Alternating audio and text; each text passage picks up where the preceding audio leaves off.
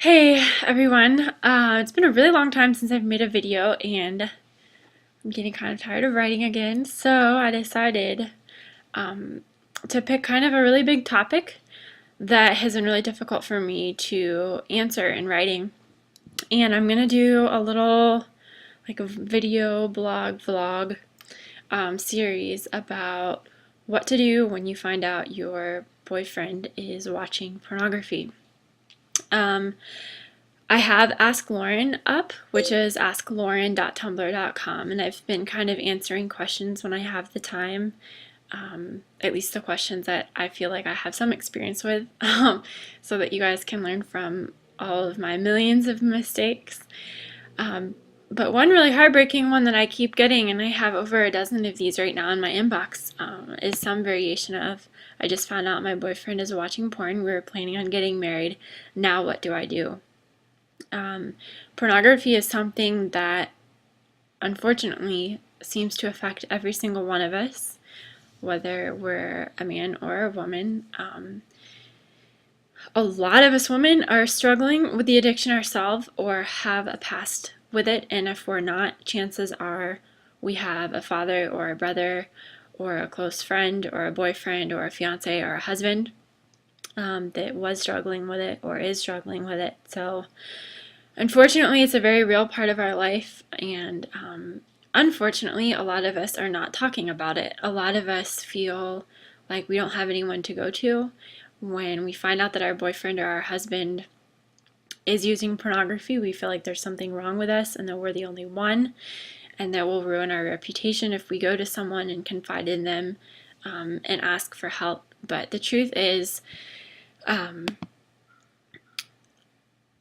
enemy knows how to assault our hearts in the most vulnerable places, and that to me I think is why pornography is becoming such a huge threat and such a huge issue for so many of our relationships.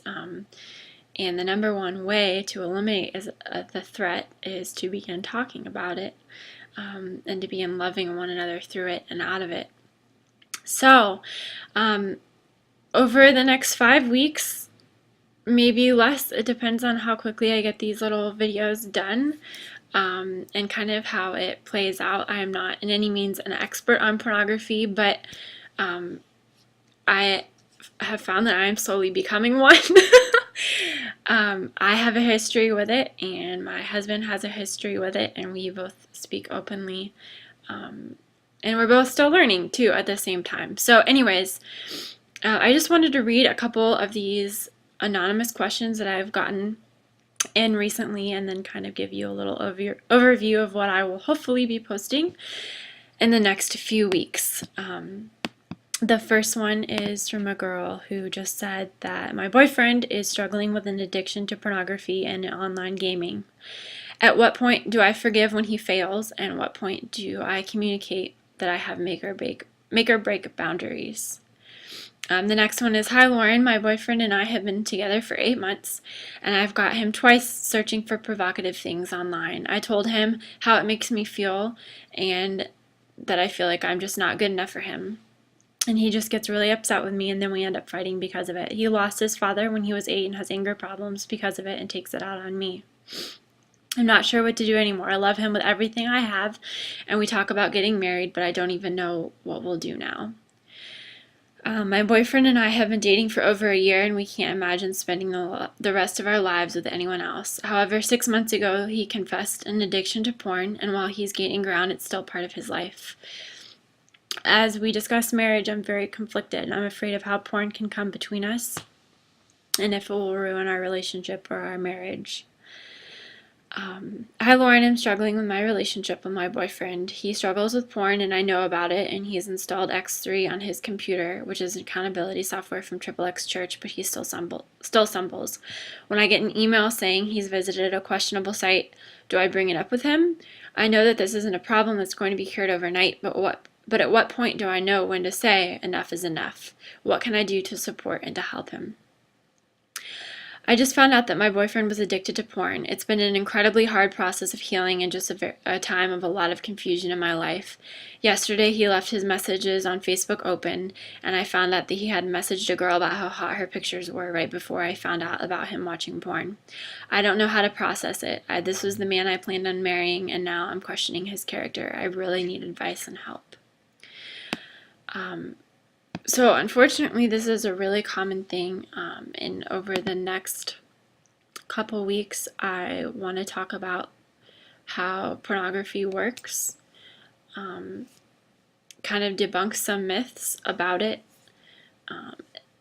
and kind of give you the steps for learning how to care for yourself and care for your heart when you find out that your boyfriend or fiance or husband is watching porn, and kind of what the proper steps are to putting yourself in an emotionally safe place and in a relationally safe place, both alone and with your significant other. How to set boundaries and how to handle that, how to know what boundaries are appropriate and which ones are not. How to confront your boyfriend if you've caught him and he doesn't know it, or if it's something that you guys just haven't had an honest conversation about yet.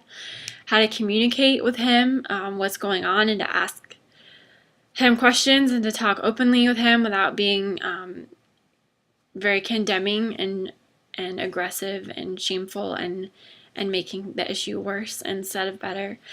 And also just kind of bringing you to the hard part where you decide if you are going to leave or if you're going to stay, and from there, how to remove yourself from the relationship in a graceful way. But also, if you have made the decision to stay and if you believe that there is hope for the relationship and you do have a firm enough foundation, what does it look like for making the decision to stay? How can you help him without harming him? How can you love him and extend grace without monitoring his every action, or making him feel like you're the only one that can fix this and he has to listen to you and he has to just kind of submit his every action, his every move to you in order to keep the relationship functioning and existing, and how to trust him without being blind, and how to be open and honest with what you're seeing in the relationship instead of just trusting that everything will be okay, or trusting that it will all work itself out. So just to end this, it's such a huge topic with so many things to talk about. So I kind of wrote down really quick the perspective that I want to be tackling this from, and also what the end goal is. Because when you look at an issue and don't have the proper perspective, you get stuck on the little things. And when you look at an issue without a goal, you kind of forget what is it exactly that we're trying to solve, and what's the heart of the matter, and why are we investing so much time and so much pain and so much love and grace into something if we don't know what the end goal is. So the perspective kind of that I've come to see is that as men and women, we are both born very broken, and our hearts are being assaulted in our most vulnerable places, like I said. And a man's use of pornography, especially within a relationship, will inherently illuminate brokenness in both men and women, and can be the ground on which both become motivated to become healed but independent of one another. We cannot heal one another. You cannot heal your boyfriend or your fiance or husband in the same way that this man can't heal you from anything. I believe that Jesus is the only one that can heal these things and that can fix these broken places in our hearts that cause us to run to things like pornography and sex.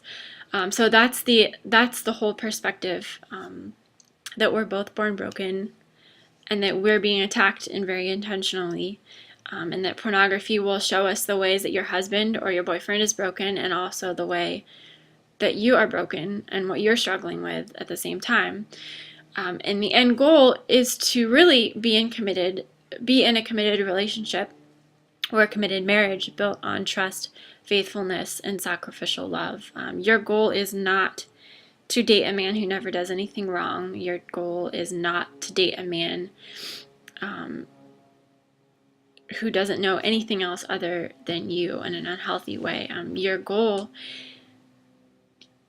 is to end up in a committed marriage where your foundation is honestly trust and honestly faithfulness and honestly sacrificial love, and that you don't end up in a marriage where you hope that you can trust him and you hope that he will be faithful to you and you hope that he will love you sacrificially and not selfishly or sacrificially at times. So anyways, I just wanted to end with that, and the next video, we will be talking about the very first thing that I mentioned, how to put yourself in an emotionally safe place when you find out that your boyfriend or husband is watching porn. I also will be pulling a lot from 3 books, and the first one is for yourself, but I recommend this book to literally everyone. It's bad at this. This is Boundaries. It's by Dr. Henry Cloud and Dr. John Townsend. And the little tagline is when to say yes, how to say no, and how to take control of your life. And at risk of sounding very self-helpy, this book did change my life.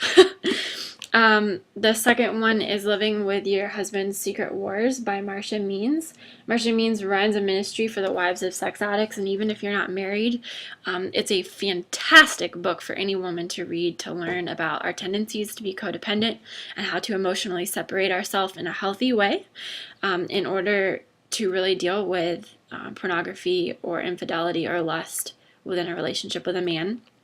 The third book is called Pure Eyes, and it's by Craig Gross and Stephen Luff. They are men from Triple X Church, and they wrote this book actually for men. It's called A Man's Guide to Sexual Integrity. But like anything that you are dealing with in the life of your significant other, I think it's really beneficial to educate yourself on what it is he is fighting, because it's ultimately going to be your fight too, to some extent.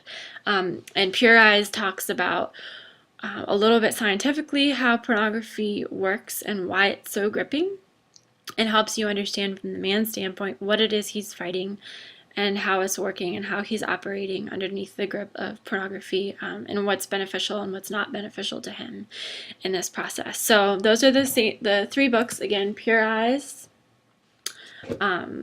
Living with Your Husband's Secret Wars, and Boundaries.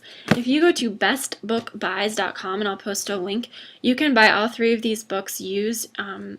It changes depending on who's selling used books at whatever particular day, but all 3 of these books I've been able to find for under $5, and that includes shipping and handling. So seriously, go get them, read them. If you just have to get one at first, I would do this one. $5, like you can get it shipped to your house. It is well worth reading, and you don't have to leave. You don't have to go dig it out at Barnes & Noble. You don't have to spend $25 on a book and hope that you like it. Yeah, so anyways, first week we'll be doing putting yourself in an emotionally safe place. Second video, I'll be letting you, kind of helping you guys become familiar with pornography. The third one will be setting boundaries. The fourth one will be confronting and communicating with your significant other. And the fifth one will be the hard part, leaving or staying. Yeah, so I hope this is helpful to you guys.